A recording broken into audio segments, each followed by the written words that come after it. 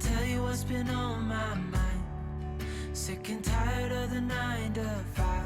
Hey you guys, welcome back to my channel for another video. Today I'm sitting down to share with you guys our homeschool schedule for the upcoming homeschool year, and I want to thank Night Zookeeper for sponsoring this video. So I have taken you guys along with me throughout the summer, preparing, getting ready for our upcoming homeschool year, and now it is officially September and we are kicking back off into homeschooling. We took a very long and enjoyable, rejuvenating summer break after my oldest daughter graduated. So if you haven't been around my channel for a while, or you've missed several videos, I know not everyone keeps up with everything. My oldest daughter was graduated just this past end of the school year, and so now moving in to this upcoming school year, I have 3 children that I am still homeschooling. My oldest son will be in the 12th grade, right behind his sister. My son, right under him, will be in the 10th grade, and my youngest daughter will be in the 8th grade. So 2 in high school, 1 in middle school. At the end of our school year last year, I really was feeling quite exhausted, honestly, emotionally, mentally, all of the things. It was not my best homeschooling year, and I say that knowing that I gave it my best, you know, but just looking back, because of the emotional toll of graduation and just a lot going on with having 4 teenagers, it was just kind of a challenging year. And so I was ready to kind of take an exhale, a deep breath, and not think about homeschooling for a while, which is why I took a long summer break, and longer than usual. And it was needed. And as the weeks kept on rolling, I felt some renewal coming back into my sails. I felt like I'm going to do this. I can do this. I'm gonna make it better, even though I've got another graduate next year. And so I spent a lot of time, I tell you all of that to say this, I spent a lot of time considering what I needed to change when it came to our schedule. I spent a lot of time considering what I needed to say yes to, what I needed to say no to. And that's not to imply that I haven't always done that, but I did pay a little bit extra of attention to those things this year as I went into planning our homeschool year. So before I start sharing with you guys kind of our schedule, our lowdown, everything that I kind of did to plan and prepare and feel really solidly set for our upcoming school year, I want to share with you guys about today's video sponsor, which is Night Zookeeper. Now, I've worked with Night Zookeeper for so many years, and that is because I love sharing wonderful homeschool resources with you guys, and Night Zookeeper is one of those things. I had always been, and still am to this day, even with my kids' ages that they are, very mindful of what they do online, how much time they spend online, how much time they spend in front of a screen, quite frankly. And as they've grown older, obviously, there's been some changes to those things, but when they were younger, I was extremely choosy about what we used and what we utilized. And Night Zookeeper was one of those things that I was always happy to have my children be using or utilizing, and they all loved it. Even my oldest daughter, who just graduated, enjoyed playing Night Zookeeper. That's how long I have been sharing them with you guys. So if you haven't heard of Night Zookeeper, they are an award-winning creative writing platform for kids ages 5 through 12. And not only will your kids love playing all of the fun, colorful, interactive games on Night Zookeeper, but it will also help them blossom in their writing skills, their creative writing skills specifically, and give them great computer literacy. Using a computer, navigating websites, logins, passwords, all of that stuff is not something to be overlooked as a parent who homeschools, just because we want to be really mindful of our kids' online usage. They still need to know how to do these things. And so I loved that Night Zookeeper was something that I could have one of my kids working on while I worked with my younger kids back in my earlier homeschooling years, when I needed to work one-on-one with them all around the table. I didn't want people with idle hands. I didn't want to waste time. And so I loved that Night Zookeeper would reinforce what I was already teaching and working on with them in their language arts programs. So if you guys want to check out Night Zookeeper before you kick off your homeschooling year, or you had a pain point in your homeschool last year where you needed something useful for another child to be doing, so you can have a breather or you can work with a sibling, Night Zookeeper is a great usage of that. And if you have a kid who is reluctant with writing and reading, these kinds of things can make it a really positive and fun experience for them and help kind of shift their resistance as they do it in a different way. That's the beauty of homeschooling. We can offer our kids a ton of different options. So if you want to check out Night Zookeeper, I have a link down below that will get you 50% off your subscription. So that's a huge savings. There is no code needed. It's just that link that is in the description box. And they do offer a multi-sibling discount plan. So if you want to get more than one account, which I recommend, so that it can track each child's progress individually and keep their rewards separate, so there's no sibling squabbles over that, then that is a great thing to do, and you can save even more that way. So I highly encourage you guys, check out Night Zookeeper down below. Don't forget, you can save 50% off with the link. All right, so let's talk homeschool scheduling, and I do have some notes right here on my iPhone. So if you see me glancing down, that is what I'm referencing, because I wanted to make sure that I covered kind of everything with you guys that I have been pondering, planning, and executing. So the first thing is, I have an admission to make to you guys. It is something that I have just had to accept. And it's not something that I've ever really said, you know, as a homeschooling mom of over 10 years, but here we go. I think we're officially a 9-month homeschooling family, and I think we have moved out of the year-round idea of homeschooling. As my kids have gotten older, it just does not work. It doesn't work.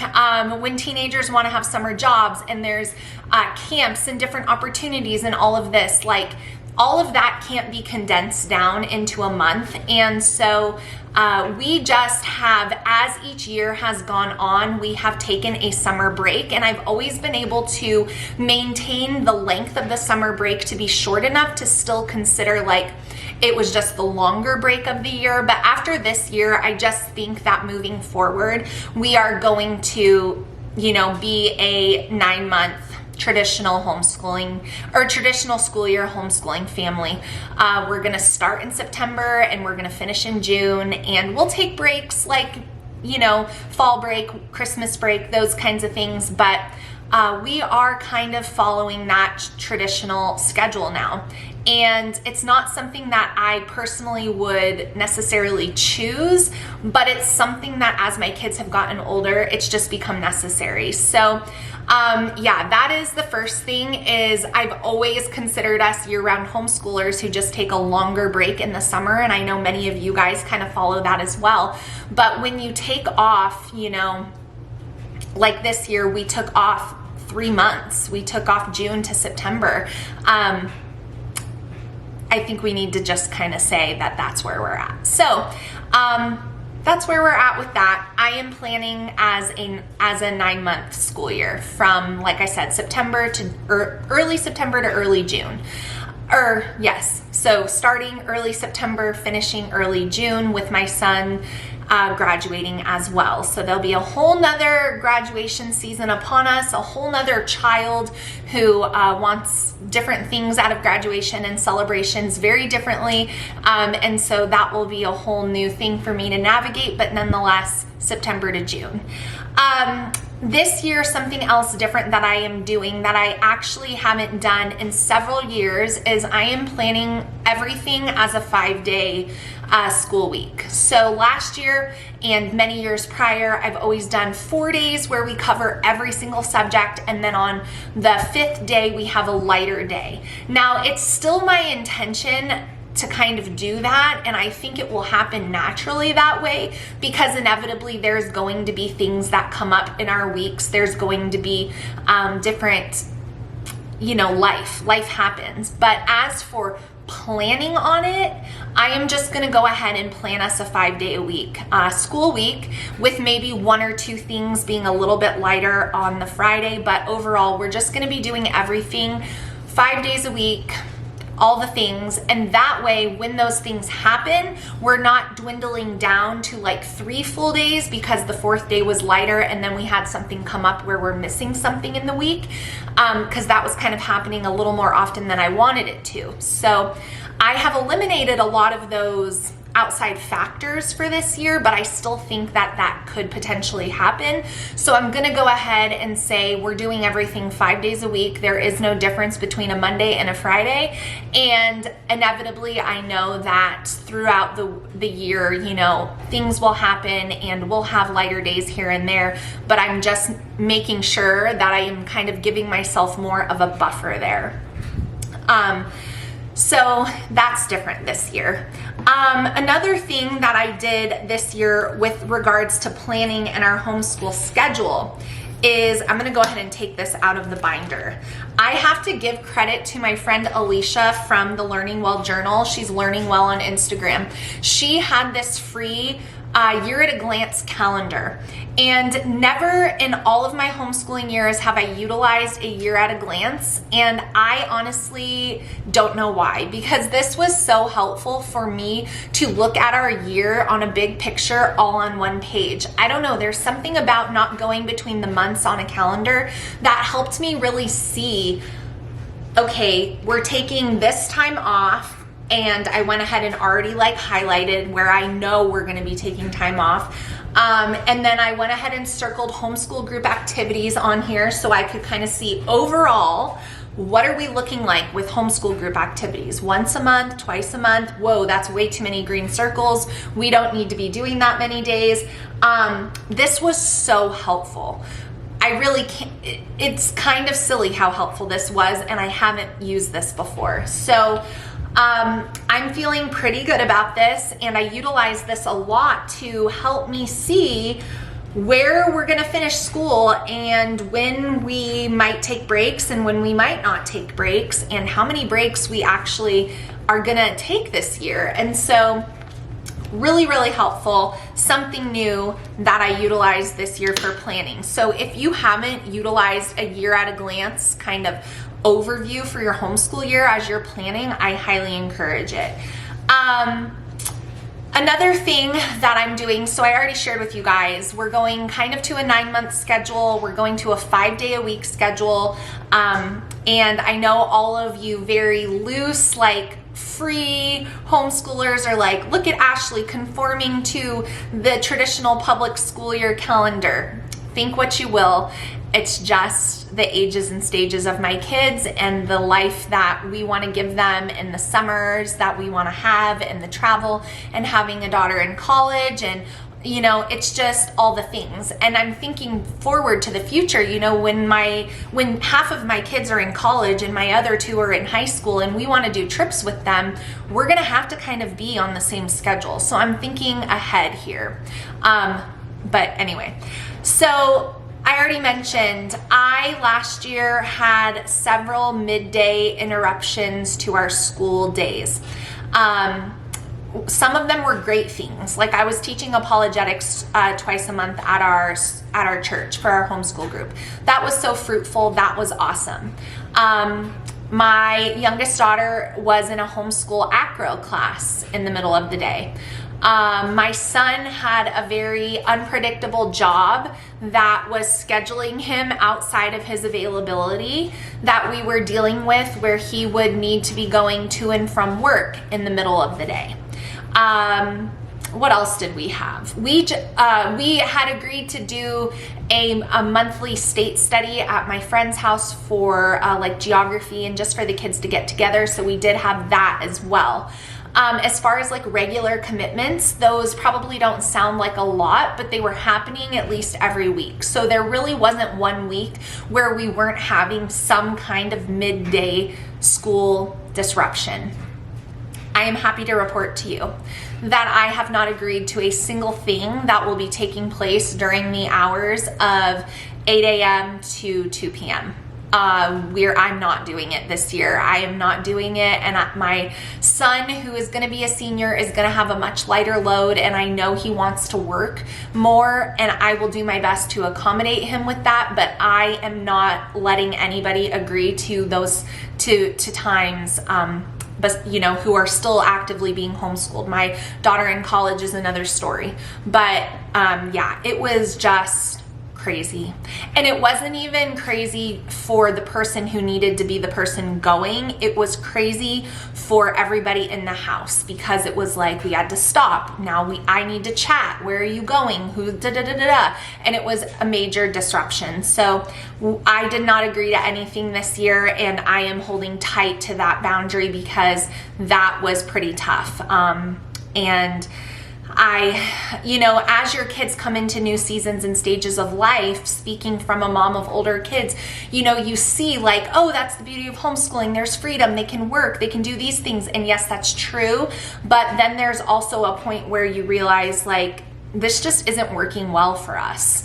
And even though I want you to be able to enjoy some of the freedom we have, this again is just not the right thing for us. And so yeah, I've been learning, and I've been trying to be so accommodating towards each of my kids for what they want and what they want to do. And I've probably been a little bit too gracious and not held firm to more strict boundaries to protect our school time in an effort to be accommodating to them, you know? So sometimes mom needs to kind of pull it back and say, yeah, I'm really sorry, but we're just not going to be doing that, you know? And they might not be happy. Teenagers, they might not be happy with that, but that's just the way it's going to be this year. I wanted to share with you guys for my planning my schedule that I have already calendared us most of December off. Every year we get to December and I just want to soak up the holidays, and we always go like to Disneyland. It's my birthday, it's my daughter's birthday, and then there's just so much extra stuff. So are we going to completely like do nothing in December? No, but that will be kind of our first long break of the school year. As I was planning, I did stick to my rule, my hard and fast rule that I've had for many years, which is like no big trips, no huge vacations the first 6 weeks of school as we get back into a rhythm and routine of that. We do have a couple of camping trips planned, but those are just weekend things leaving on a Friday, and that's where those lighter days will come in for sure. And so the more stringent 5 days will kind of offset that, but we're not taking like any big breaks in the fall or anything like that. Our first big break will be in December. Since we're starting in September, I feel like that's pretty reasonable. When we get to December, I would like everybody to be on lesson 60 of some curriculum and lesson 90 of other curriculum, or January. It's flexible between December and January, but somewhere in there, that's kind of the midpoint of the year. If you don't have those little kind of like mental check notes of mid-year points, I would encourage you to take a look at that. They're super helpful to me. And then once I get to January, that's when I will plan the second half of the year based on how the first half went. So I don't go in and plan everything for breaks and time off and things like that, because I don't know exactly what's going to happen. But I also don't plan like day-to-day curriculum. We just do the next lesson on the next day. So once we get to January and we've been living life and dealing with life and sickness and just different things that are inevitably going to come up, wherever we're at, then it helps me kind of formulate a plan in January for the second half versus erasing everything and backtracking because we didn't quite get to where I thought I would be, if that makes sense. So I've usually done that as well. And that has worked out really well, and I did stick to that. So that's it for this video, you guys. It's just a little chat about our schedule, planning, what I'm doing, you know, and some changes that I needed to make. Oh, there's one other thing I forgot to mention. I'm moving back our start time from 8:30 to 9 o'clock. So we're gonna do 9 o'clock, and I think that that will work out well. this year for us to start at 9 o'clock because I am making some changes for myself with what I'm doing in the mornings. And I needed a little bit more time there, and I think that that will be helpful to my kids who are not morning people. So that's the plan for that. But I hope you guys enjoyed chatting about planning with me. If you have any questions about anything I said, feel free to leave them down below. I will get back to you. Don't forget to check out the links to Night Zookeeper. They'll be down below in the description box with that automatic 50% off when you use that link. And I will see you guys again in my next video very soon. Bye, friends.